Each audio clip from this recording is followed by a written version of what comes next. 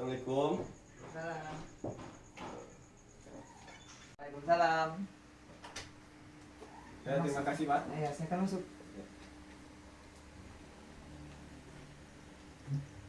Apa kabar Ananda? Alhamdulillah baik Pak.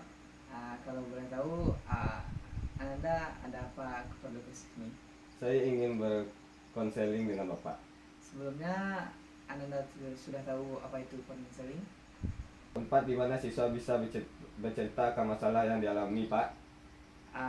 Baik, konseling itu Bapak tambahkan, konseling itu adalah sebuah pemberi layanan atau pemberi bantuan untuk atas masalah yang dihadapi klien untuk mencari solusi masalah tersebut.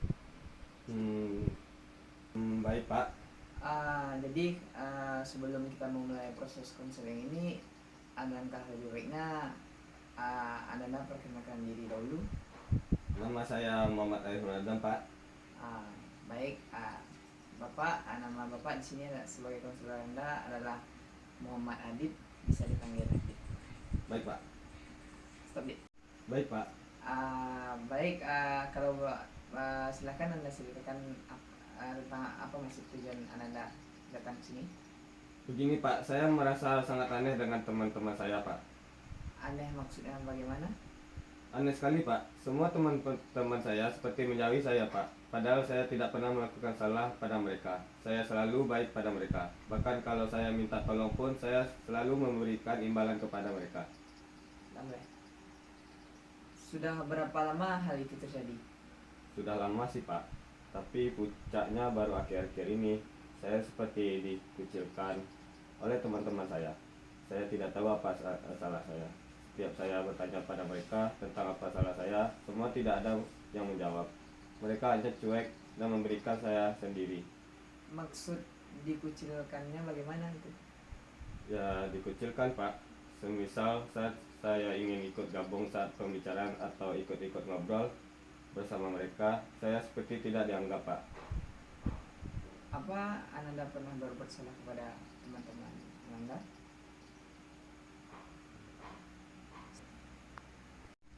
Saya akan bilang pada mereka, sekalian belikan saya buku sama pensil. Itu kan biasa Pak. Terus saya juga suka minta tolong pada teman-teman dekat saya untuk membawa tas saya. Saya bilang, bawain tas saya dong, dengan nada agak keras seperti memanggil gitu Pak. Apakah seperti itu cara minta tolong kepada teman kamu? Iya Pak, memang harus bagaimana lagi Pak. Jadi begini, coba Anda bayangkan Alif disuruh teman kamu meminta bantuan dan memanggil kamu seperti, Alif, tolong bawain tas saya, dengan nada keras. Gimana perasaan kamu?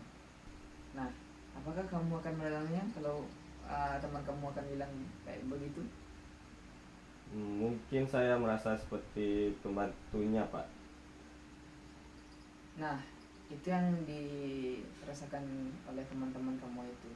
Dia ingin kamu berubah, supaya kamu tidak ingin kamu berubah supaya kamu tidak bersikap kayak gitu lagi. Makanya teman-teman kamu itu mengucilkan kamu seperti itu. Tapi kenapa mereka tidak langsung bilang tentang kesalahan saya itu Pak? Mungkin karena teman kamu itu tidak mau mengungkapkannya, mungkin karena dia takut, dan mungkin kamu ingin berubah karena dirinya sendiri. Makanya dia tidak mau bilang kepada kamu. Jadi apa yang harus saya rubah dari diri saya Pak? Bapak pikir kamu harus menyisipkan kata-kata seperti tolong, seperti gitu.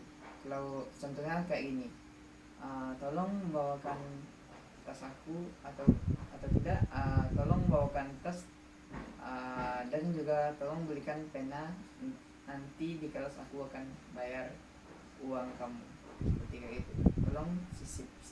Tolong kamu sisipkan kata-kata tolong untuk meminta bantuan kepada orang lain. Baiklah Pak.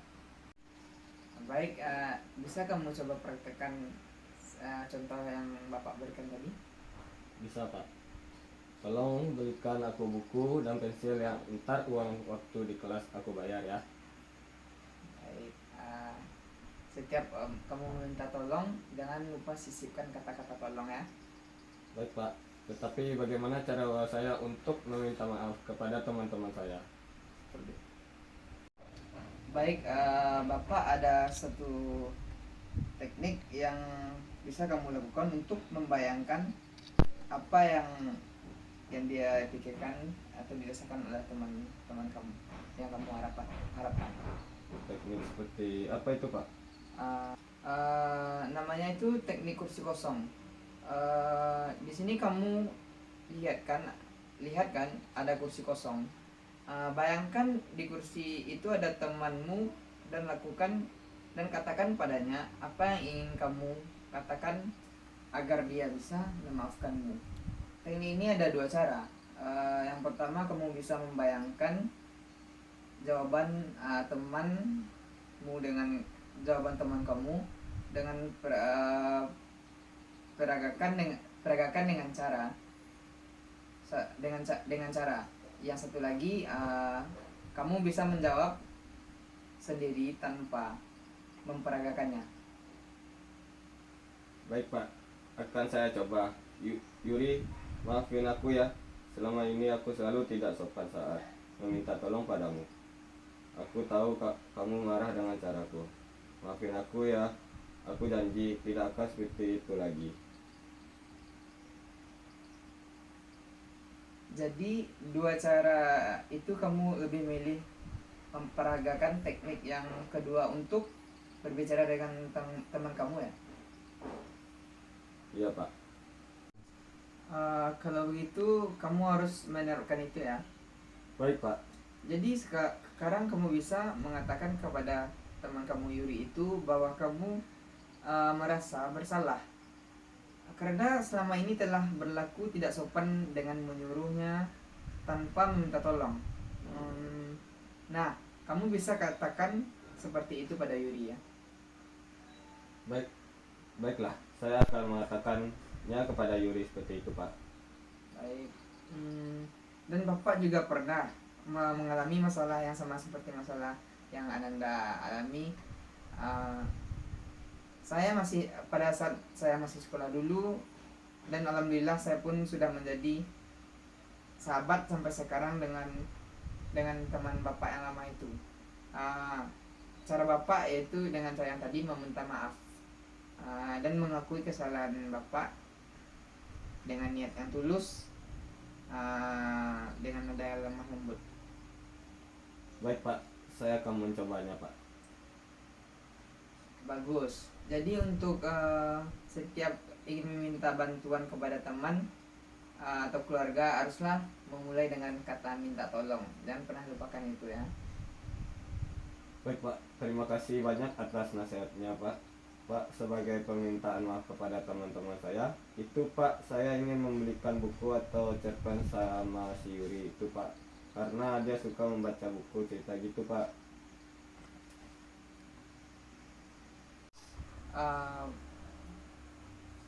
Jika kamu tidak merasa keberatan, tidak ada salahnya juga Anda melakukan itu. Apa Bapak ada rekomendasi tempat pembelian buku itu Pak? Ada seperti ada di Gramedia, ada juga toko buku Amanda, dan ada juga toko buku di Plaza Andalas. Baik Pak, terima kasih. Kapan rencana kamu akan melakukan kapan kamu akan mengajak teman-teman kamu ke toko buku tersebut? Saya tidak tahu Pak, karena pada minggu ini orang tua saya mengajak saya mengunjung keluarga di kampung. Saya ingin menolak ikut, tetapi saya tidak mampu berkata tidak Pak. Mengapa begitu? Karena ayah saya pasti akan sangat marah Pak.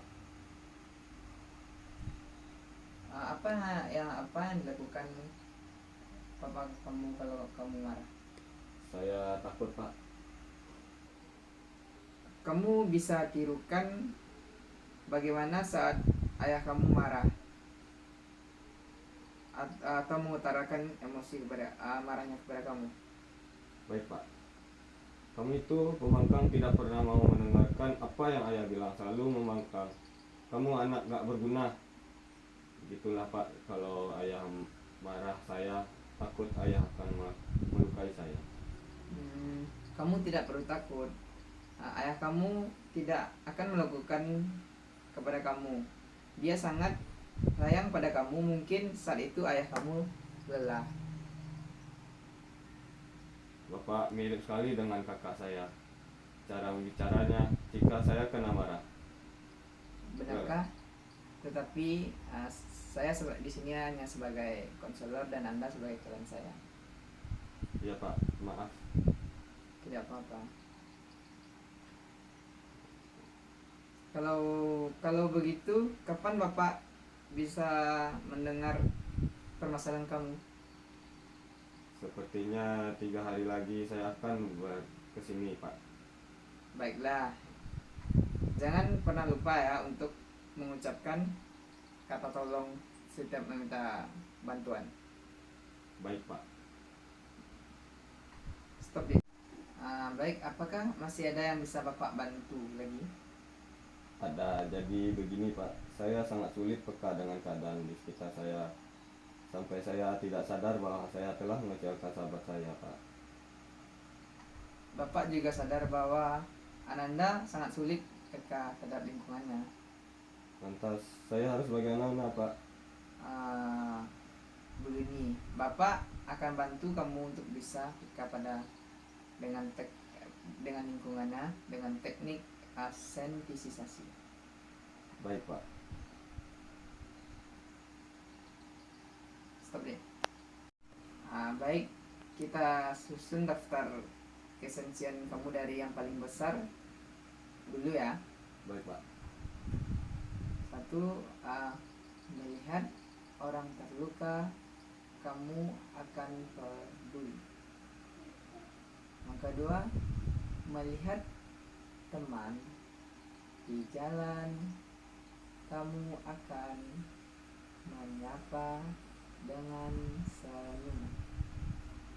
Yang ketiga, membalas sapaan orang lain.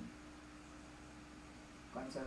Baik, kamu bisa lakukan ini agar kamu bisa lebih sensitif lagi dengan lingkungan atau situasi sekitar kamu ya. Baik Pak. Terima kasih ya Pak. Iya Nanda, apa ada lagi? Dan saya juga sering takut akan ketinggian begitu Pak. Bagaimana cara mengatasi ya Pak? Mungkin seperti berjalan ketinggian di atas lantai hotel begitu Pak. Baik, Bapak ada teknik yang itu namanya desentinisasi. Kita akan coba menyusun daftar fobia kamu dari yang paling ringan sampai yang paling tinggi. Baik Pak. 1, berada di lantai 2, tidak takut. Yang kedua, berada di lantai 3, tidak takut. Dan berada di lantai 4, tidak takut. Baik, Bapak ulangi. Berada di lantai 2, tidak takut. Berada di lantai 3, tidak takut. Berada di lantai 3, tidak takut. Sekarang Anda posisikan diri Anda dengan senyaman mungkin dan dengar apa yang saya katakan, mengerti? Baik Pak. Tenang, tenang, tenang, berada di lantai 2. Tenang, tenang, berada di lantai 2, tidak takut.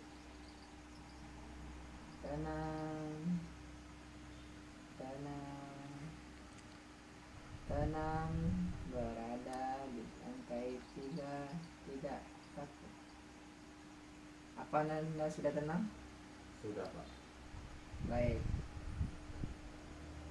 Kita lanjutkan lagi ya. Tenang. Tenang. Tenang.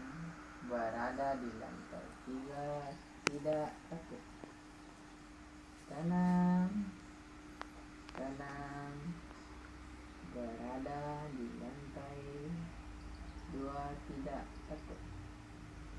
Tenang. Tenang. Berada di lantai 3, tidak takut. Bagaimana? Apa Anda sudah tenang? Sudah Pak. Seperti bagaimana Anda? Apakah Anda sudah tenang? Sudah Pak. Terima kasih ya Pak. Ya, sama-sama. Tetapi saya takut Pak. Saya takut semenjak saat itu saya jadi banyak sendiri saat di kelas Pak. Tidak usah takut, Ananda. Kamu harus percaya diri untuk memperbaiki akan kesalahan yang kamu perbuat. Itu Bapak yakin kamu bisa jika kamu mengikuti cara-cara Bapak yang kasih tadi. Seperti Baik Pak, dan saya memperbaiki segala sifat buruk saya Pak. Tetapi saya tidak bisa tenang Pak. Semuanya membuat saya khawatir. Ananda mungkin bisa Bapak bantu dengan teknik yang kamu bisa lebih rileks. Apa kamu mau mencoba? Baik Pak. Baik, Bapak akan mulai ya. Baik Pak. Silakan berbaring terlentang dengan kedua kaki direnggangkan dalam jarak lebih kurang 30 cm. Letakkan kedua telapak tangan di sisi badan dengan telapak kanan menghadap ke atas dan diremas. Pejamkan mata dan gerakan kepala perlahan-lahan semua bagian badan untuk menciptakan posisi badan yang nyaman dan tenang. Kemudian mulai menundukkan badan bagian terlebih dahulu. Perhatikan kaki kanan, tarik nafas secara perlahan-lahan. Angkat kaki kanan setinggi 25 cm. Tahan. Terus pertahankan sampai benar-benar menjadi tegang.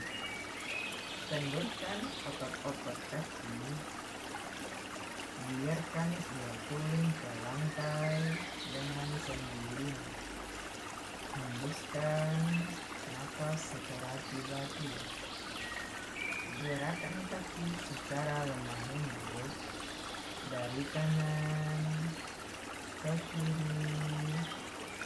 Kendurkan sepenuh-penuhnya. Lalu perhatikan kaki kiri. Tarik nafas secara perlahan-lahan. Angkat kaki setinggi 20 cm. Bayangkan. Tahan. Terus pertahankan sampai benar-benar menjadi tegang. Kendurkan otot-otot kaki. Biarkan ia turun ke lantai dengan sendiri. Hembuskan nafas dengan tiba-tiba. Gerakan kaki secara lemah lembut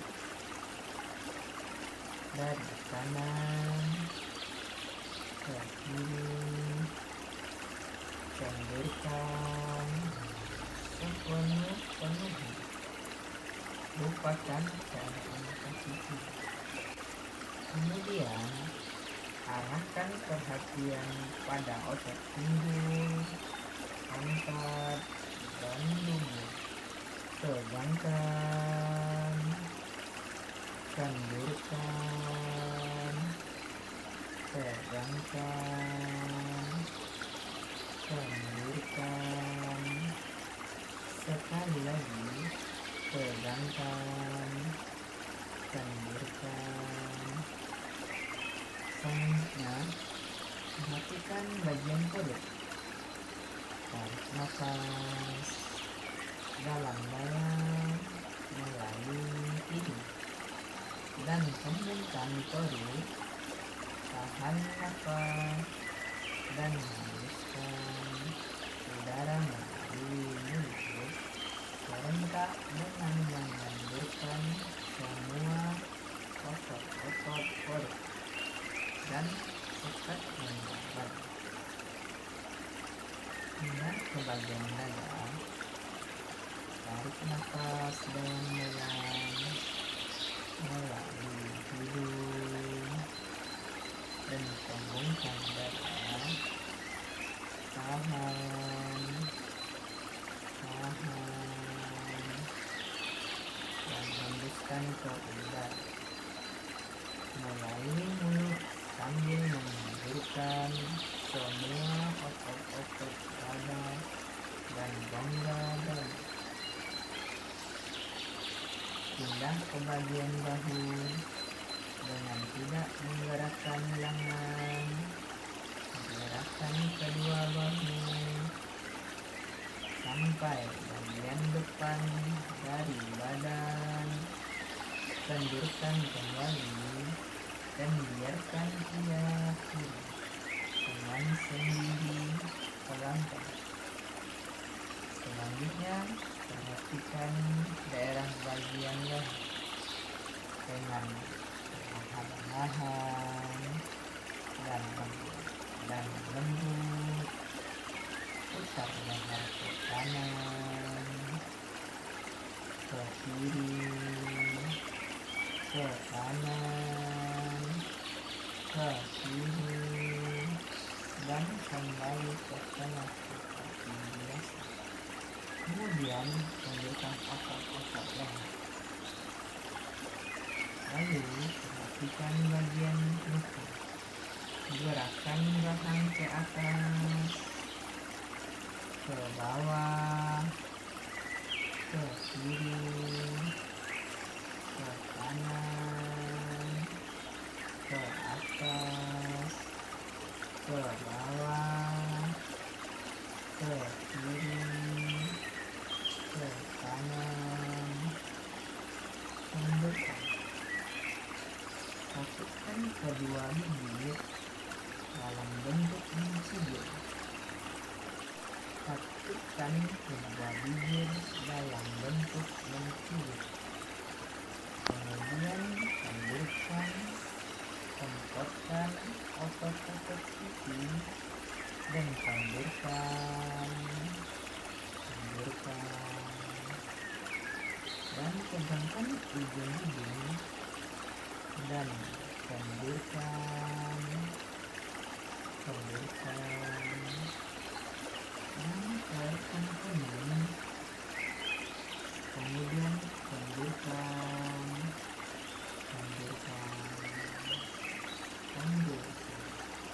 Sekarang Anda selesai menundukkan semua otot-otot untuk memungkinkan apakah seluruh bagian badan Anda telah kendor. Telusuri sekujur tubuh Anda mulai dari ujung kaki sampai kepala untuk mengetahui apakah masih ada bagian yang belum kendor. Jika Anda menemui bagian yang belum kendor, pusatkan perhatian Anda pada bagian ini dan kendurkan.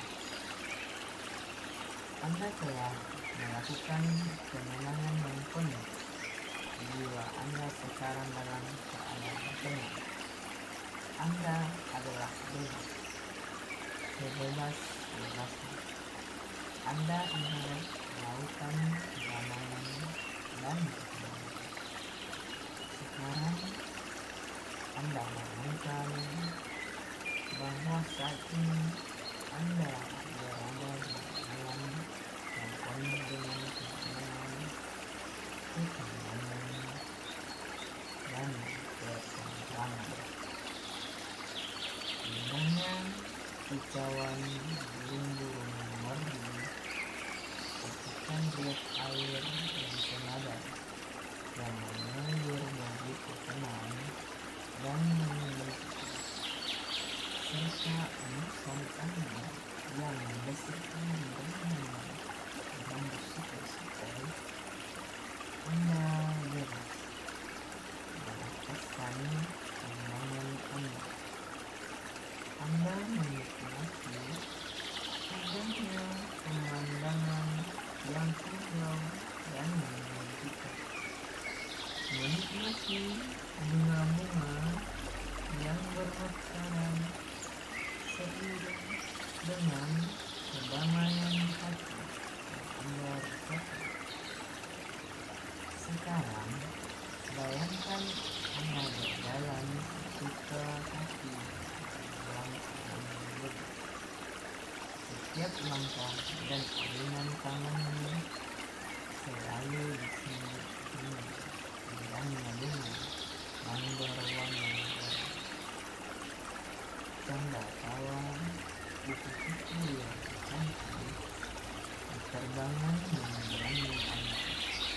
Namun Anda begitu tenang, nyaman, dan penuh dengan kedamaian. Bayangkan Anda bagaikan seekor burung. Anda terbang jauh sesuai dengan keinginan hati Anda. Anda bahagia bersama alam, menyanyikan nada-nada indah yang Anda sukai. Tiada sesuatu apapun yang menghalangi Anda. Anda terbang,